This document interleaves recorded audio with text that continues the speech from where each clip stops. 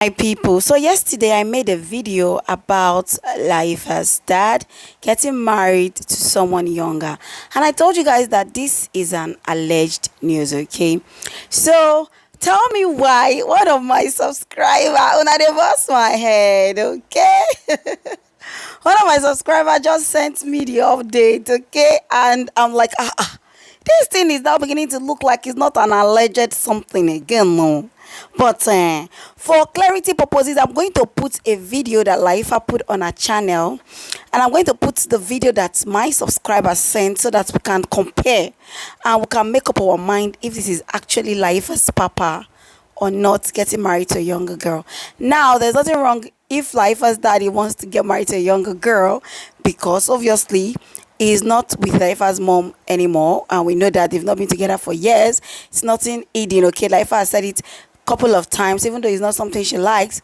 But sometimes when men that are way grown, sometimes they tend to go for a woman that is a bit matured. But daddy, he ain't playing, yo.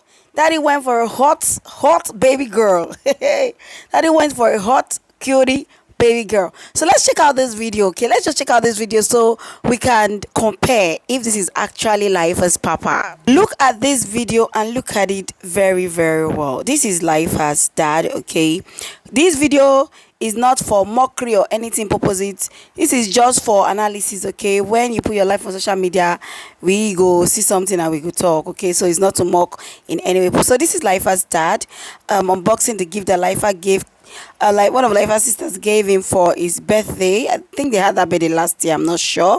But you can see that he's very excited. Yeah. Yeah, so this is Laifa's dad. I tried to go and search on this video for you guys so that they will not say, Panico, you are lying. Yeah, how did you? I don't want all that drama, okay? And Laifa just handed her dad his own gift. You can see Papa in his native, all smiles, opening up the gift. Oh, look at the video very well, guys, please, because when the other video is going to come on now, I don't want people to say, oh, there's no resemblance or there's no look at it very, very well. I think this man definitely looks like the man that is in the video doing the pre-wedding picture. You can see daddy there with Laifa's mom dancing in. You've seen different clips of daddy, that is daddy, and Laifa's mama dancing and rocking on daddy's birthday, Laifa's dad's birthday. Okay, so now you've seen it. Things happen in marriage. Okay, sometimes we wonder what went wrong. Why are these people not together? We can never know. Marriage is deep. Okay, sometimes people are better when they're not together than when they're together. So don't say, oh, but they're so happy together right here, why are they not together if they're so happy? Now let's check out that video of the lady with her new husband, which is Laifa's dad, allegedly still. Okay, let's still keep living alleged, even though I think it is Laifa's dad indeed. Now this is the video, that's the photographer, and that is Laifa's papa, allegedly. And the soon-to-be bride. The resemblance is so striking. It's so striking. I'm tempted to overlay the other video. Let me do that. Yes, guys, so this is the two video. Okay, I have it on my screen right here. It sure looks like him. It looks like him, guys. I don't know what you think, but let me know if you think he's not the one. All right, but it definitely looks like him. Definitely, like, the resemblance is so uncanny. Or are people not too for this life? Like as I said, there's nothing wrong with it. Okay, but the resemblance is just so much. I'm just thinking now, wow, like, so this is gonna be Laifa's stepmom.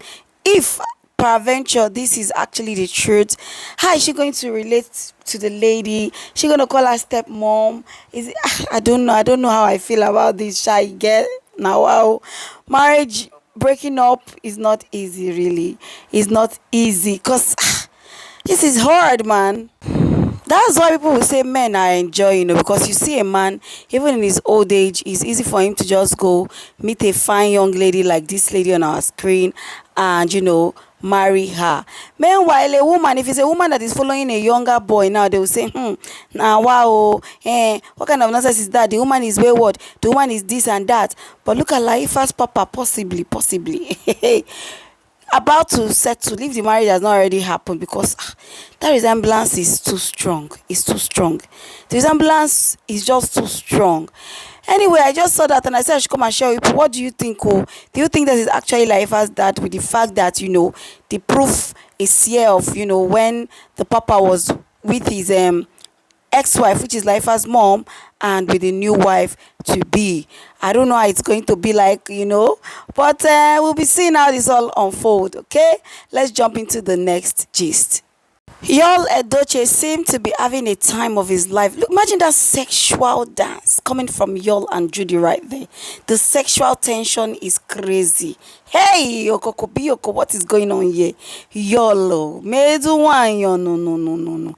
See, and last, everybody will be okay in this life. Oh. You guys remember when, Yul and May, they separated newly? The talks were so heavy, but y'all no send anybody. Oh, he's singing to Judy that I don't care, I don't care, I don't care. If they like me, then call your Ogbanje. I no send their papa. Our love, nothing go fit stop him. And see Judy there just giving y'all, swining and whining for y'all. I said, now, wow. I was just looking at this video and I said, what happened really? Is it that, look, see hand on the waist? Hey, Baba, hey, y'all is smitten. Y'all don't enter. They don't tie away. Okay, see. Hey, Papa, they grabbing thing. He not send anybody. He not send anybody. He no care. And I'm wondering, is it that with May Edochie, y'all could not be this kind of man? He could not be himself. Is it that May was thief? What was it? All these things, y'all is just doing it to, now that kind of thing, pepper them gang. He's trying to pepper. Do you understand? Because me, I'm not understanding the way y'all is just moving on and forging ahead. Forging on ahead as if 18 years was nothing. Women, prioritize yourself. Oh. Let's jump into the next gist. This black American sister has a lot to say to Nigerians. Hey, she fired Nigerians like no man business. I'm going to be allowing you guys to listen to her in a bit so that you guys can give your thoughts on what you think. I know I have lots of diaspora people watching me. Please watch and let me know what you think. Do you agree with the things she said? Even though I sort of, concur to some of the things she said, okay? But I don't think, but let's just listen to her and I'll be back to give my 2 cents. Are from Nigerians in Nigeria who talk about how if they were in America, all of the wonderful and amazing things that they would be able to do if they were in America. If I were in America, I would be rich, I would be famous, I would be this, I would be that, because you black Americans are lazy, you black Americans are this, you're that, you love thug culture. I just got a comment the other day, and I commented back to the person about their colonial mindset. Hello, everybody. I am doing this live, but I am doing this just to get this idea out so that I could jump back into the video that I'm editing, because listen, it's another day, another Karen. So I'm constantly having to battle Caucasians on one hand, and then now I have to battle Africans on the other. And you all know, listen, I love my Nigerian people. I am genetically Nigerian and Ghanaian. I just spend dirty December and just won't go home January in Ghana and Nigeria. And there's a pervasive thought that I continue to see over and over and over again. And that idea is that somehow there's something defunct and wrong with African Americans just because our trauma is different than your trauma. And as I was editing this video, I realized, listen, the only reason why your black ass would be able to come over to America and be able to do anything is because of the hard work, the blood, the sweat, the fighting, and the dedication of African Americans who on this soil changed this land. African Americans are the ones who got this country integrated. Let me explain something to you. White people in this country did not give us anything. We have had to take. And this is why you see what is going on in the news and the media right now. We took in the 1960s what it is that we had. We took their lynchings, their terrorizing, their burning down of our neighborhoods, and we continue to rebuild and revisit and retwist and re-rise up what it is that we have done in this country. And the only reason why anybody can bring their black ass over here from another mother effing country is because what black Americans have done on this land. And I'm saying this as a person who is bicultural, whose father is not American, doggone it. My father is an immigrant, and he was able to come over to this country and do something in this country because of the black people who fought, who died, who bled, who were lynched on this land. So don't sit your black ass over there in some other goddamn country talking about what you would do in America. The only reason why your black ass can even get the F over here is because of what we have done. Doggone it. Listen to what it is that I'm saying.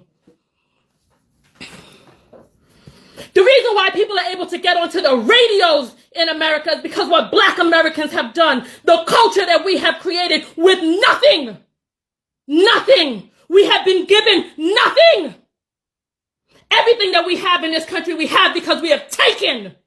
Listen to what it is that I'm saying. So don't sit your black ass over there in your country where you're not doing what you need to do with your government. If anything, you should feel inspired by African Americans. Inspired to pick up your picket sign and take your ass off your seat and go out there in the streets and protest in your damn land.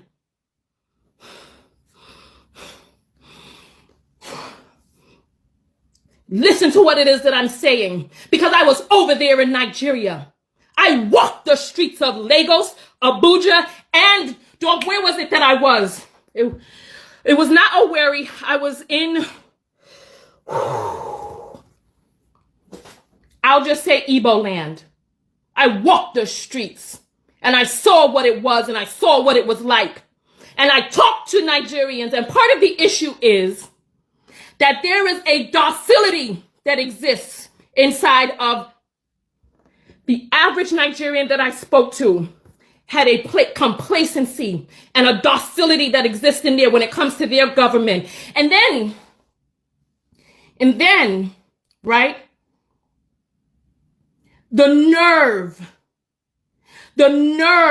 of anyone to suggest that because of the type of trauma that you experience in your country, the type of brainwashing that you exist in your country is different than the type of trauma and brainwashing that we have existed in this country, that somehow that makes you better? No. Part of the reason that Nigeria looks the way that it is right now is because Europeans ran roughshod over that country. Europeans ran roughshod over Nigeria. Took down your symbols and put up their own, implanted you with their religion, have you worshiping white skin. And then after they sucked and siphoned from the country enough, then they started implanting the leaders that they wanted, who would fulfill their white supremacist agenda. And so now you have government officials who don't give a good goddamn about the average Nigerian, because they take their money and they put their money abroad and they leave you there without lights 24 hours a goddamn day. Meanwhile, they got lights. I've been to Banana Island. I see what rich Nigerians live like. Speaking of which, if I were to come to Nigeria with my American mindset, I would be rich in Nigeria, because I'm not from Nigeria and I don't have the same type of indoctrination that Nigerians have. So when you start trying to say that you will come over to America and do all this, that, and bravo, because you've been trained in a different way. If I went to listen, I was in Nigeria 3 weeks before I made it over to Banana Island. And when I spoke to one of my Nigerian friends, I didn't realize how difficult of a thing that is for the average Nigerian.